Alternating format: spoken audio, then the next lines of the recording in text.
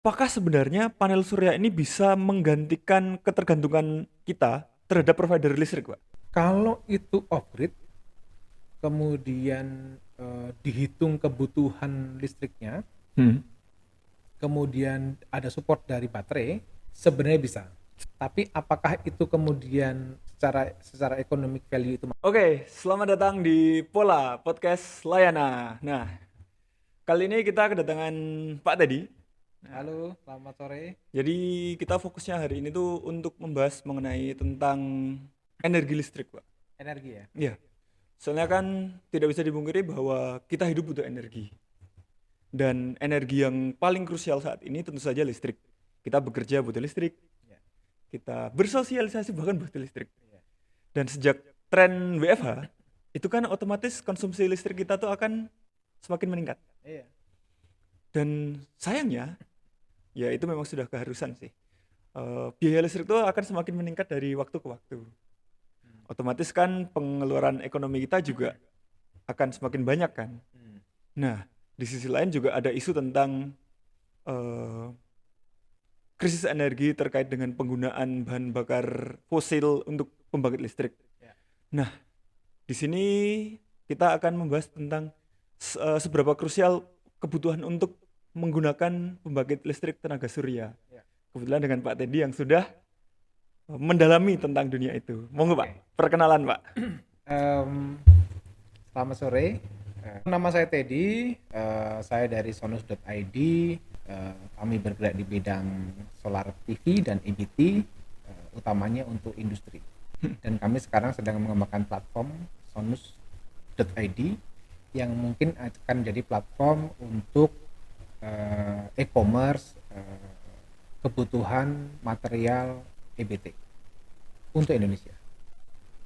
Begitu. Begitu ya, Pak. Ya. Nah gini Pak, sebenarnya seberapa penting sih kebutuhan untuk beralih ke energi terbarukan itu Pak? Oke. Em, ada 3 barang goib, Mas. Ada 3 Barang barang goib. goib yang sekarang sedang banyak dibicarakan. Iya. Yang pertama adalah tadi itu, energi fosil itu ketersediaannya mulai menipis. Iya. Kemudian banyak negara mulai berubah kepada energi terbarukan. Mm-mm. Kemudian kalau kita lihat terakhir-terakhir ini karena situasi internasional, harga komoditas bahan baku energi listrik itu melambung tinggi. Mm-mm. Itu adalah barang goib pertama. Barang goib yang kedua itu adalah EBT. EBT. Ada ide kenapa kita tidak memanfaatkan sumber energi yang berasal dari alam. Bisa dari surya, bisa dari air, bisa dari bayu, Angin. angin. Iya. Ya. Itu adalah barang goib kedua dan ada beberapa regulasi internasional yang mensyaratkan misalnya kalau misalnya satu pabrik, Anda punya pabrik, kemudian bauran energi terbarukannya tidak mencapai sekian persen, di masa yang akan datang mungkin di 5-6 tahun lagi barang Anda tidak akan diterima. Oh, bisa begitu ya? Bisa begitu. Nah, barang goib yang ketiga itu adalah karbon. Karbon. Karbon. Apa itu karbon? Gimana itu Pak? Ya, sekarang idenya adalah bagaimana bumi ini bisa menurunkan ya, jangan pasti tahu ya, global warming, Yes. dan sekarang kegerakannya itu masif. Mm-mm. Dan salah satu yang idenya itu adalah menerapkan net zero carbon Net zero emission. karbon. Ya, antara pendosa, jadi orang atau institusi atau lembaga yang mengeluarkan karbon harus net zero dengan karbon yang dihasilkan oleh alam, which is itu adalah green energy, itu mereduksi karbon, Oh. atau green conservation, kira-kira gitu. Berarti ada upaya untuk mereduksi karbon dengan berbagai cara seperti mulai dari penggunaan energi terbarukan seperti itu ya, Pak? Energi itu adalah kalau di pabrik ya, kita fokus di Iya. pabrik ya, karena layanan itu kan digitalisasi industri Iya, ya. industri. Energi itu adalah fixed cost nomor 1 atau nomor 2, intinya sih fixed cost 3 besar lah dari operasional suatu Dari pabrik. operasional. Jadi fokus suatu perusahaan fokus kepada manajemen energi itu adalah hal yang kalau saya bilang sih mutlak. Yes. Mm-mm. Nah, kalau dulu itu sumber energi, terutama kita ya di Indonesia ya, Mm-mm. sumber energi itu hanya berasal dari satu provider. Kalau di luar negeri itu banyak sekali Beberapa providernya. ya. Kalau di Indonesia itu sekarang dengan adanya tren energi terbarukan, bahkan si pabrik itu bisa menginstal ketersediaan energi sendiri. Salah satunya yang kami kembangkan itu adalah solar PV system.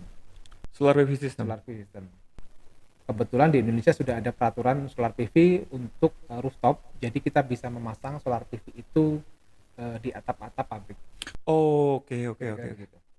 Nah, berarti kan akhirnya kita memutuskan untuk menggunakan energi terbarukan yaitu solar panel ya, Pak. Karena mungkin itu kenapa tidak memilih energi terbarukan lain, Pak? Atau karena nah ya. Ini pertanyaan menarik, pertanyaan yang sangat bagus. Energi terbarukan yang memungkinkan di Indonesia itu yang pertama adalah angin, PLTB ya. Sayangnya PLTB ini tidak semua daerah di Indonesia itu punya potensi angin yang bagus. Oh ya. Karena ada syarat minimal berapa knot cepatnya dan kekuatannya. Jadi ya. Yang kedua adalah PLTA air. Atau kalau dalam skala yang lebih kecil namanya PLTM atau PLTMH, mikrohidro begitu. Itu kan biasanya daerah gunung. Ada 2 PR di sana. Yang pertama adalah installmentnya. Kemudian yang kedua adalah stabilitas debit, artinya ada infrastruktur yang harus dibuat untuk stabil. Yang ketiga adalah distribusi, membawa energi itu dari gunung tadi itu ke wilayah yang membutuhkan. Yeah. Nah, sedangkan kalau PLTS dimanapun ya, panel itu karena kita ada di daerah Khatulistiwa, panel itu diletakkan di pinggir jalan saja sudah fix, asal tidak ada kena bayangan. Of course, PLTS ada kelemahannya itu adalah dia tidak bisa beroperasi 24 jam, karena kan kita tahu matahari kan hanya siang gitu ya. Nah, kira gitu. Jadi kalau PLTS itu either di on grid-kan ke PLN atau ditambahi baterai. Ya, kira-kira begitu. Nah, dari PLTS sendiri itu sebenarnya seberapa daya yang bisa dihasilkan, Mbak? Kliennya kan punya banyak klien pabrik ya. Jadi kalau kita itu fokus menginstal solar panel di pabrik-pabrik. Yang ketika kemudian jadi energi, jadi proses industri, kemudian layanan mengerjakan manajemen industrinya kan gitu. Ketersediaan atap itu adalah salah satu kunci. Tapi biasanya solar panel system yang bisa diinstal itu adalah sebesar daya terpasangnya dari electricity provider. Nah, kira-kira itu maksimalnya. Yang kedua adalah melihat besarnya atap. Tadi itu. Ada pengaruh nggak sih, Pak, ketinggian pemasangan panel surya dengan atau tidak, atau di atap atau di tanah gitu, ada ngefeknya nggak, Pak? Efeknya adalah biaya pemasangan. Tapi kalau untuk produksi tidak ada efek. Kecuali kalau misalnya kita ada kena namanya daerah shading ya. Daerah shading itu ada jam tertentu nggak kena sinar matahari itu kan kita rugi beberapa jam untuk panennya. Makanya kadang bagaimana solar panel itu diinstal benar-benar di daerah terbuka yang tidak ada shadingnya di sana.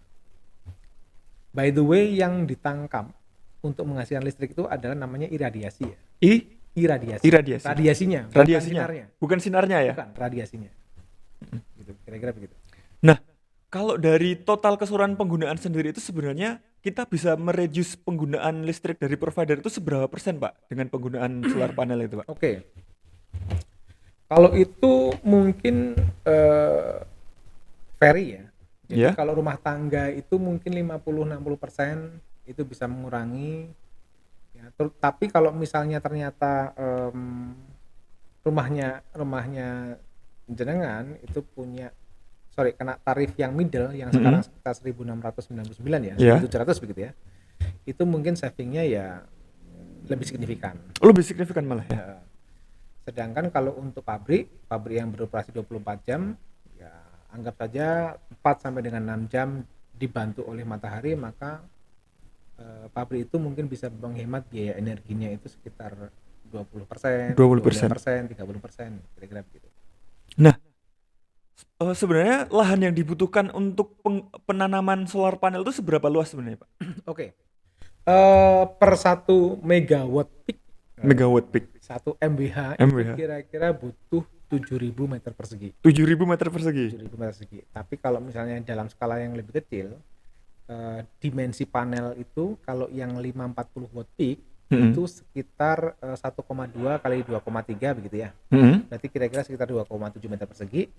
Artinya kalau 1 kWp Ya, kilowatt peak itu kira-kira 2 panel itu kira-kira butuh berapa? 5 meter persegi. 5 meter persegi. 5 meter persegi.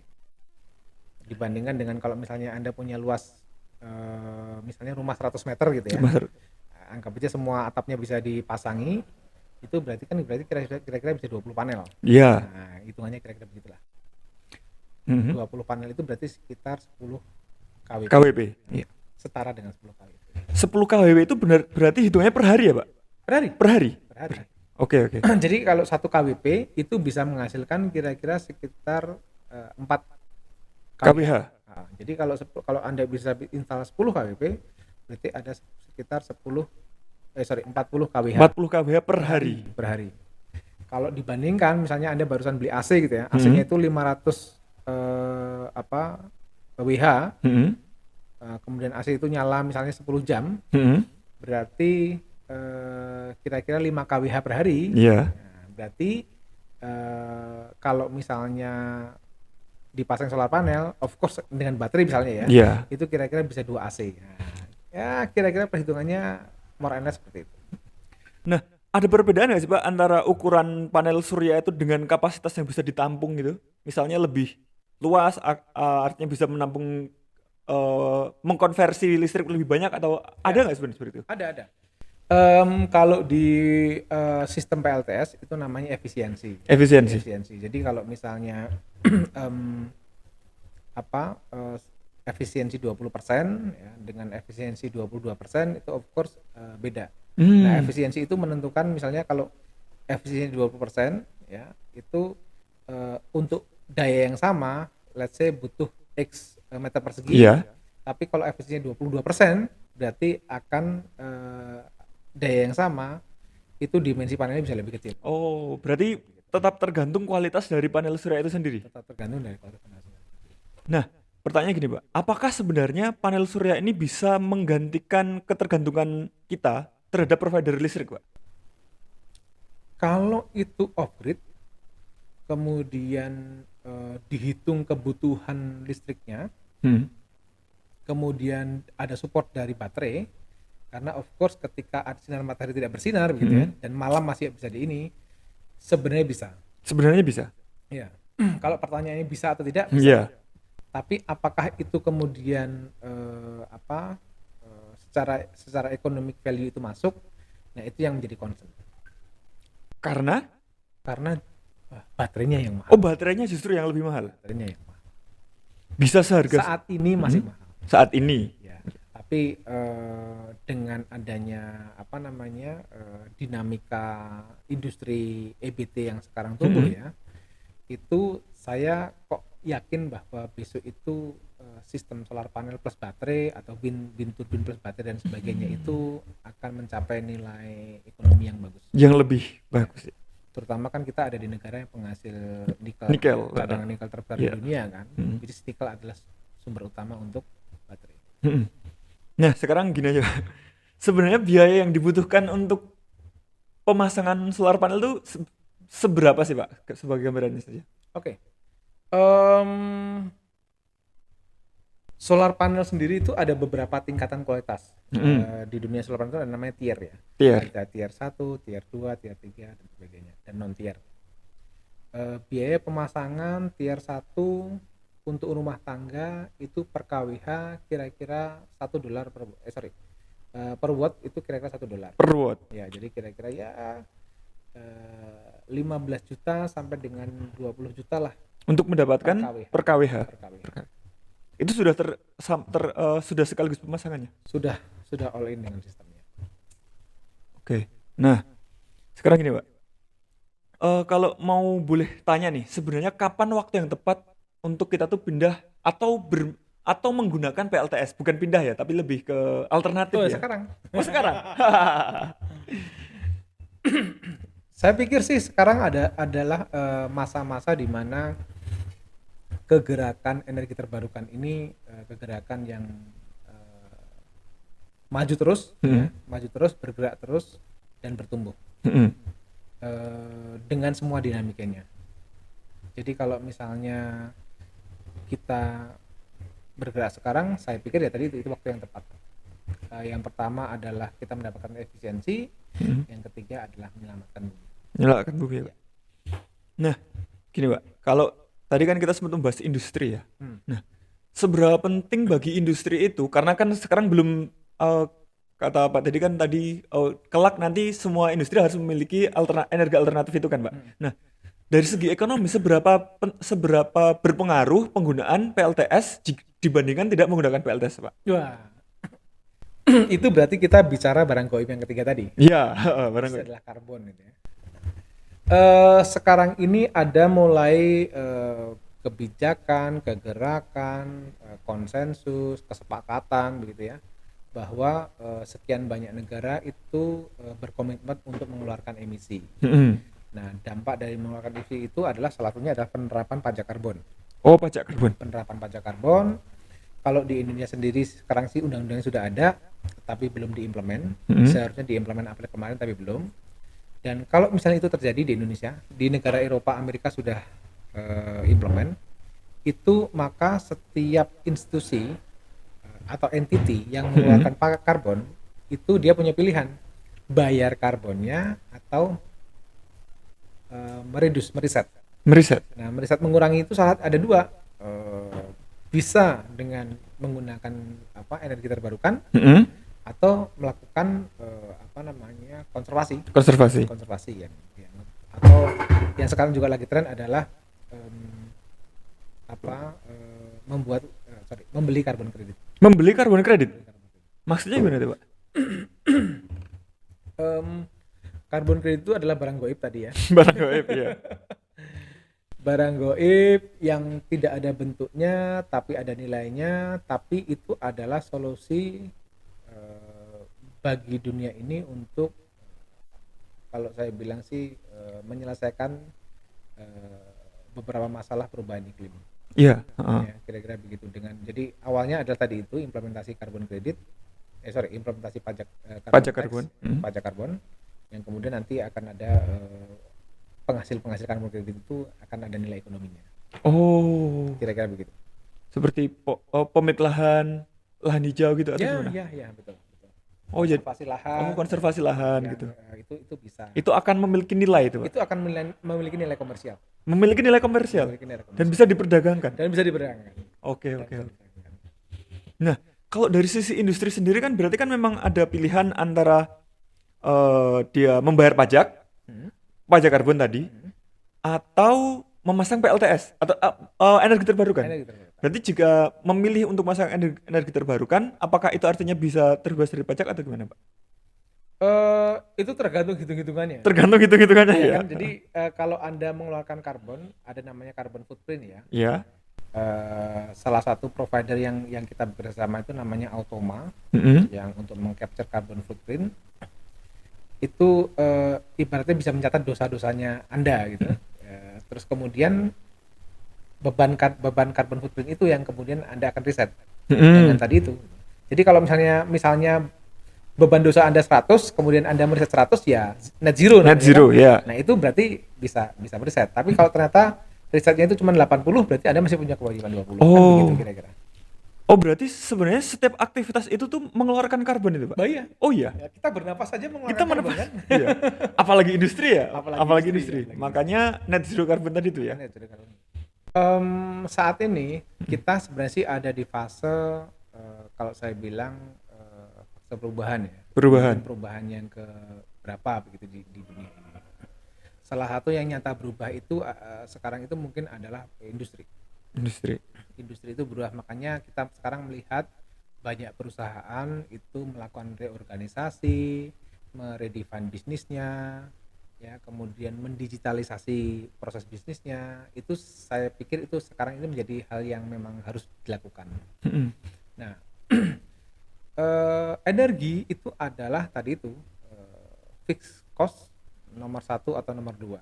Jadi selain digitalisasi industri, yang dilakukan oleh banyak perusahaan itu adalah meredefine lagi energinya, Mm-mm. manajemennya. Saya pikir dalam hal ini yang dilakukan oleh Layana dan yang itu adalah tepat karena digitalisasi industri, ya, yang dilakukan itu bisa mengefisienkan proses bisnisnya, Iya, benar. tapi yang jelas menjadikan sebagian proses bisnisnya itu menjadi digital, which is itu membutuhkan energi Iya, yang stabil. yang stabil. Alangkah baiknya perubahan peningkatan penggunaan energi ini diikuti dengan energi yang lebih bersih, Mm-mm. yang lebih sustain, yang lebih ada social responsibility-nya, sehingga industri kita itu lebih sustain. Lebih sustain. Indonesia itu adalah salah satu negara dengan kelimpahan EBT energi baru terbarukan yang salah satu yang terbaik di dunia. Oke. Jadi reformasi industri, reformasi digital, dan reformasi energi, saya pikir itu adalah hal yang sangat menarik untuk dikerjakan di negara kita ini. Oke, oke, oke. Oke, jadi gitu obrolan kita dengan Pak Teddy yang sangat seru. Jadi intinya adalah kita harus mulai beralih, bukan beralih ya, lebih tepatnya Mulai mulai memanfaatkan energi baru terbarukan untuk berbagai keperluan. Entah itu untuk penghematan pengeluaran, baik itu industri atau apapun, juga terkait isu lingkungan yang harus kita jaga gitu ya Pak. Betul. Ya. Betul. Oke, jadi segitu aja pola kali ini podcast Layana dengan saya Rianto dan Pak Teddy. Jadi, Terima kasih sudah menonton video ini dan sampai jumpa di pola episode berikutnya. terima kasih.